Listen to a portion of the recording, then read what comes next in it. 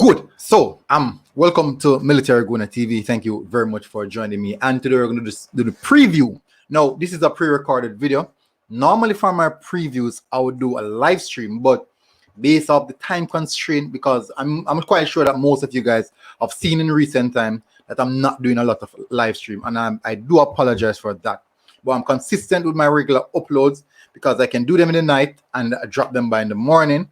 And that is how I have to be doing the program right now because everything is now time constrained. But most things that I've done, I have to do it in the morning and then head off into the day. But people, thank you very much. It's a lot of work. I mean, a lot of work for the support. And I say you guys have continuously helped me out with comments, the thank yous and those things. I really do appreciate it. And everything that I'm doing is just to give you guys information, let you guys know what is happening in regards to the Reggae Boyz. Now, please remember, guys, smash the like button and also subscribe if you're new to the channel. I'm almost at 5,000.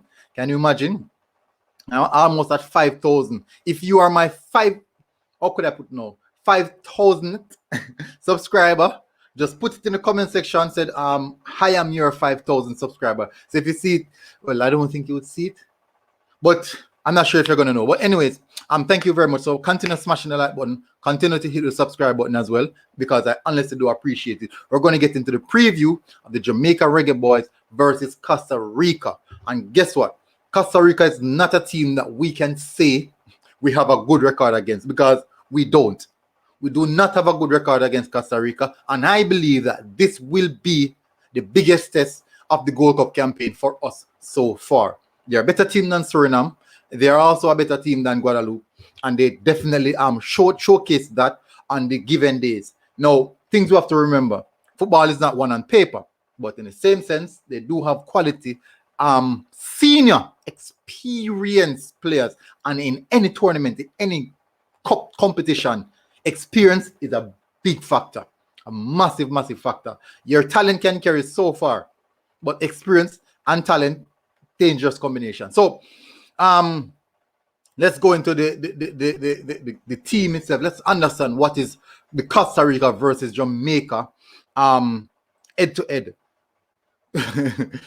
1v1 or 11 versus 11. Let's understand how these countries situate against each other during, how should I put it now?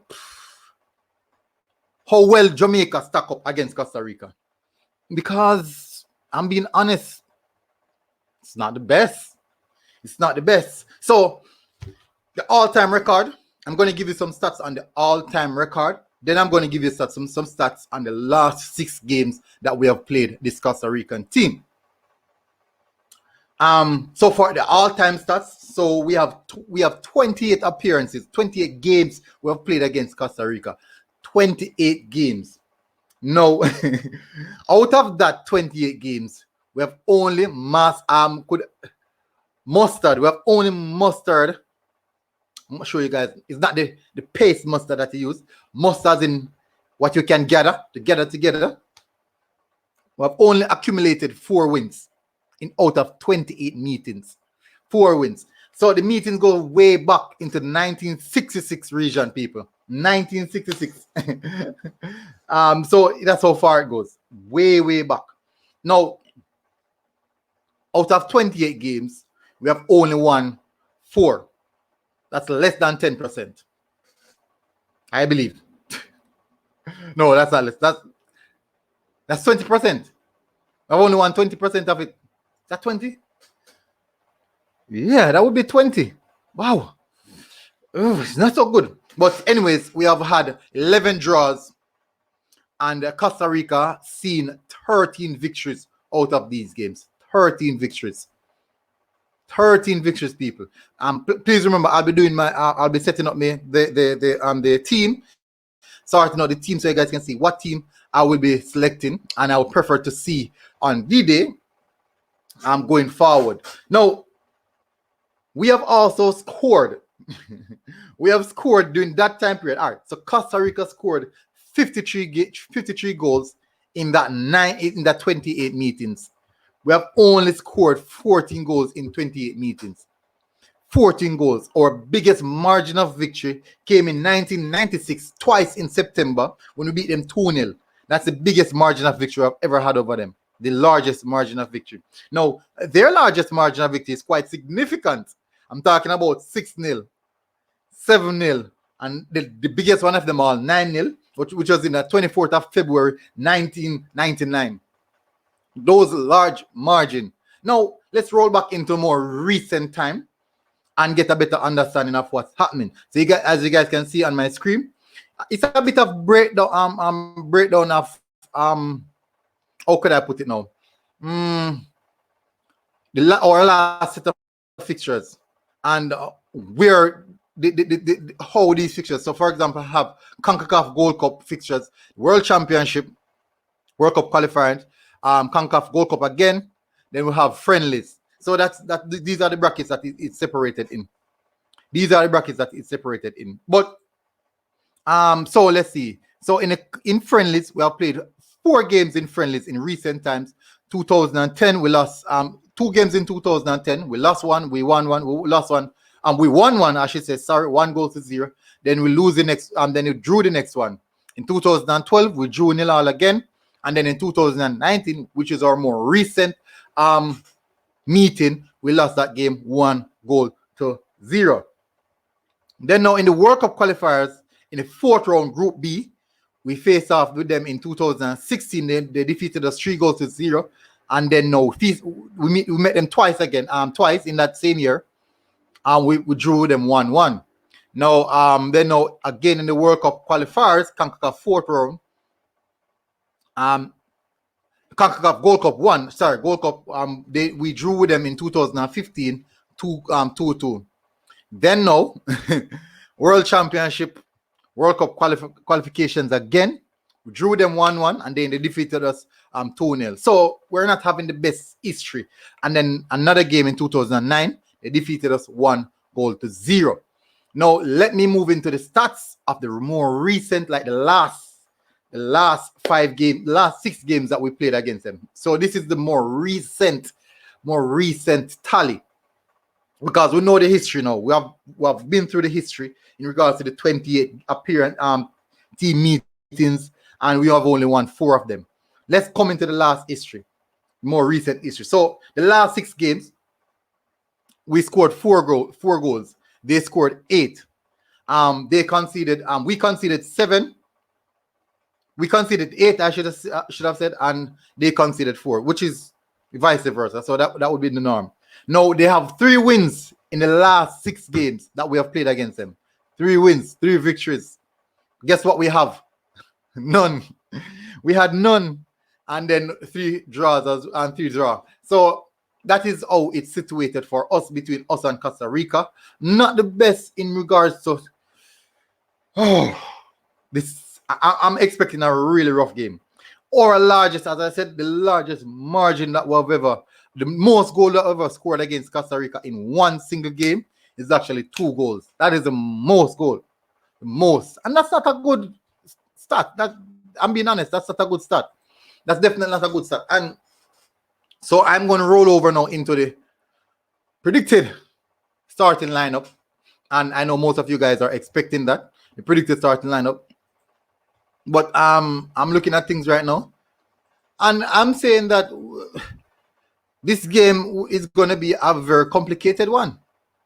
For us, it's going to be a complicated one. The history, so guys, a lot of you might say that that was back then, and this is now a total different team. But bear in mind that this Costa Rica team, yes, they have a few more players. They have their core players as well, but it's still not the same team, just the same. They still have improved on a few things, and you have to pay respect to that. You have to pay respect to that. Now, as you can see in recent times, or last 6 games, I think that's this track back down to 2015. We have not won a game since then. 2015, 2013, between that region, we have not won a game since then. We have not won a game. And that tells you a lot. That can tell you a lot. But we have significantly a lot of draws. We have missed a lot of draws. So I think that this game, in all perspective, It's pointing towards a draw. I'm hoping not. So for me, squad builder. Yes, let's go FMD. Squad builder. In goal, Superman himself, the best keeper in the CONCACAF region. Back to back, people. Back to back. Man of the match. Back to back man of the match. I think Tapa will stick with his defensive line. I honestly believe so. Tapa will stick with the defensive line. I can't see it changing unless someone else pick up another yellow card. And I doubt anyone pick up an extra yellow card. That last game that we played, I see some significant yellow cards being issued, in which I don't believe. So Damian Lowe, well, literally I can't say one of the best defenders right now I'm seeing. I am being honest. And I've quite seen a few. So I have to give him that. And Liam Moore, his partner, another top class defender, performing at the highest level for Jamaica. So at this point in time, people are saying that this defensive appearance still needs work. I'm not saying that it is the best, but at this particular point in time, we are getting sufficient, and I mean we're getting good results from these defensive pairing. Now, how do you know that? We score 4 goals. People, we score 4 goals and only concede 1. One that we conceded was from a deflected shot. How many times you see Andre Blake making saves, like point blank range save? No, you don't see that. This is not like when Andre Blake is actually in Philadelphia Union, where they're pulling them apart and they know 1v1 with Andre. We haven't seen a 1v1 with Andre Blake since the beginning of the tournament. So this defensive pairing, I have to say, hats off to you guys. You guys are doing extremely well. Extremely well. Most of the shots that players are taking are from way out. And Andre Blake, Superman style, tipping it to a direction or just taking it down slight, not soft and easy. So over to the left-hand side, I don't see why Blake should lose his position. Yes, we do know that Taxi Lawrence came on the other day and he provides something going forward. But if you should look at Blake Eatmap, most of his gameplay was actually more forward. I don't know what most people are saying that Blake was Bell was that. Why did I say Blake? Bell. Bell people. Let me register that. Bell. I don't know why Amar Bell should be replaced by Taxi Lawrence. Blake what the Amar Bell is doing a very, very good job. I cannot say the goal that scored was on him was definitely nothing that he could have done about that. There's nothing he could have done about that. It was a deflected it was actually a cross. The player was actually trying to cross the ball and it deflected off his left leg, I believe, or his right leg, one of his legs, and it went near post of Andre Blake. Now the thing about it is that if that went out, most people have said good defending from Amar Bell, but guess what? It deflected and went inside of the goal, and people are going to say that was not good of him. So for me, I think Amar Bell might retain his position. I can't say I've seen a Bell playing so poorly that Taxi must come into the team. Put it in the comment section. Tell me what you guys think about it, because I can say for myself, I don't see Taxi Lawrence. I don't see a reason why Blake must leave out of the side. He's not being a defensive liability. Going forward, it does provide a lot going forward. He's very, very clean and tidy on the ball. Keeps possession well. He drifts inside to support Turgot. Also drifts inside to support Daniel Johnson. So definitely Bell holds his spot. And guess what? Without a doubt, I can't say I see Tapa's big son, his firstborn, Tapa's firstborn. I cannot say I see Tapa firstborn losing his spot in the team. Michael Hector is automatically a must in this team. So I won't say I'm going to see Tapa Hector losing his position into the team. I'm going to mix it up a bit. No, I'm just going to mix it up, people. I'm definitely going to mix it up. I'm going to put Speedy Williams inside of the midfield area and use because first of all, let me use Daniel Johnson as our creative element, because we lack connectivity up front. I'm going to do something. Let me do something.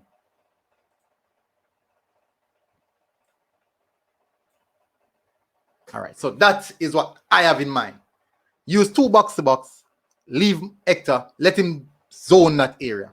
Let him do the dirty work, and then we have Daniel Johnson and Devon Speedy Williams doing the box to box work, linking up together. Because when each time Speedy come onto the field, he links up extremely well with Daniel Johnson. Very, I'm talking about good link up play, 1-2s, touch, move, pass, and you can see the intensity in the midfield being risen. You could definitely see that.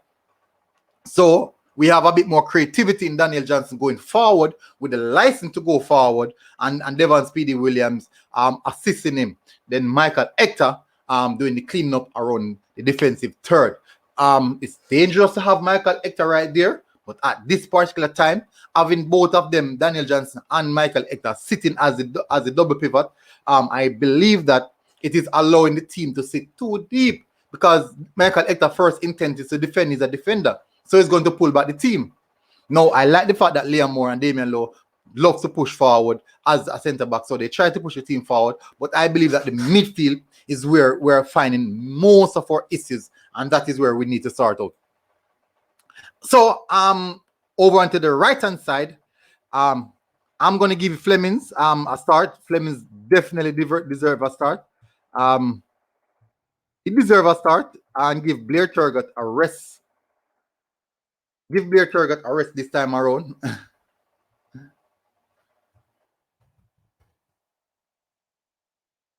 is happening here?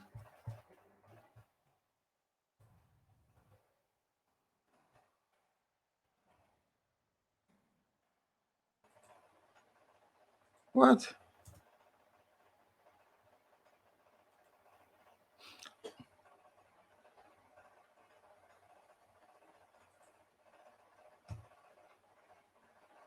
Good.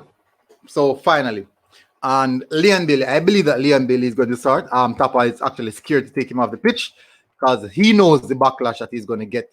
And guess what? Because we have two pacey wingers, someone who's going to get in behind the defenders, we have to use a striker who is extremely clinical.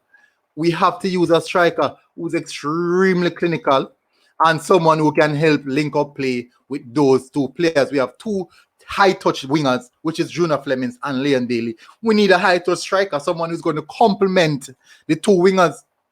Someone who's going to link up with either winger. If the ball's on the right, he might drift to the right a bit, then come back into the central. Ball's on the left, drift to the left, come back into the central. Yes, the thing about it is that this might take a little bit away from Junior Flemings, pushing him over onto the right hand side. But he has the skill, or less would have used Blair Turgott over onto the right hand side. But Blair Turgott and Junior Flemings are similar type of players in regards to how they play. So that is my predicted starting lineup, people, and I don't know how much of you guys will agree with it. That is my predicted starting lineup. It would be my preferred starting lineup, I believe, and I can tell you people, I can bet $1 million Tapa will not do anything like this. But in goal we have Andre Blake. The defense line remain the same. Amar Bell at left back, Liam Moore and Damian Lowe as the centre back period. Guys, if you guys ever watch Damian Lowe in is down in Al Ittihad, the commentator they don't say Damian Lowe, they say Damian Louis. I don't know. I think it's also the loud. So they will say when they listen, they say Damian Louis. Very, very weird. Alvas Hall at right back. Hector as the central defensive midfielder, hole in the line. He has the opportunity to fill in inside of the gap to assist Liam Moore and Damian Lowe. But then now we have Devon Speedy Williams and Daniel Johnson as the two box-to-box to provide support for both wingers linking up. The Speedy Williams will link up with Amar Alvas and also Junior Flemings. Triangle right there. And we also have Leon Bailey and Daniel Johnson linking up with each other. Now, the other thing we could do is maybe switch Speedy and put Speedy on this side because we know that Alvas Paul is not an high-touch player. So bring Daniel Johnson over there to give that high intensity. People, I'm just doing based off compatibility, and it's what I believe. Remember, people, football is a game of philosophy. and everyone has their own philosophy and what they believe is the ideal of football. So people, thank you very much for tuning in. A lot of respect, and I hopefully you guys get something from this. Put it in the comment section. What do you think about this one? This is a long video. This is definitely a long video. I'm sorry that I couldn't get to do the preview on a live stream, but I do apologize. Massive respect to everyone who tuned in. Road to 5K. I'm just a few subscribers away from 5K. Massive respect to everyone who consistently tuned in, and keep on going in the comment section because I answer every single comment. Every single comment. If I have never answered one of your comments, let me know about it because I answered. Massive respect, people. Military Guna TV people, and this has been really a good one. And I'm saying, put your predictions into the comment section. What you think? I am saying, this time around we must get the victory over Costa Rica team. So I'm saying Jamaica 1, Costa Rica 0, because these are the scoreline with Jamaica versus Costa Rica. Very, very close. Jamaica 1, Costa Rica 0. Put in the comment section what do you think, and that's what I'm going for. Military Guna TV. I am out.